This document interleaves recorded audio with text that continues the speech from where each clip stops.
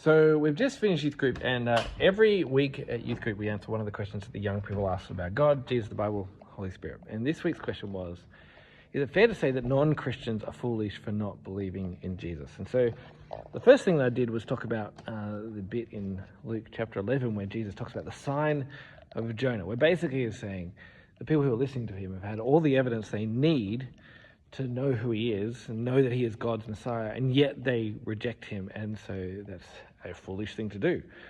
And I said that anyone who has like an adequate presentation of who Jesus is and what he has done and still chooses not to believe in him is being foolish. In fact, all of us are fools. All of us make foolish choices, and none of us would respond to Jesus in faith unless the Holy Spirit gave us the ability to respond to Jesus in faith.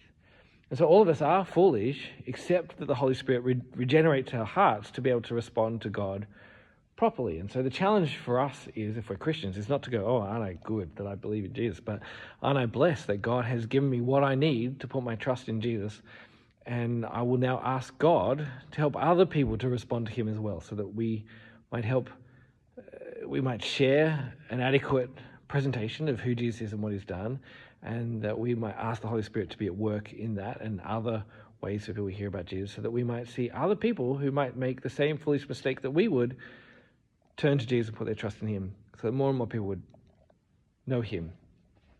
And that's the best. Yeah, that's how I answered the question. I don't know if it was the best, but that's how I answered it. All right. Maybe I'll tell you next week's question next week.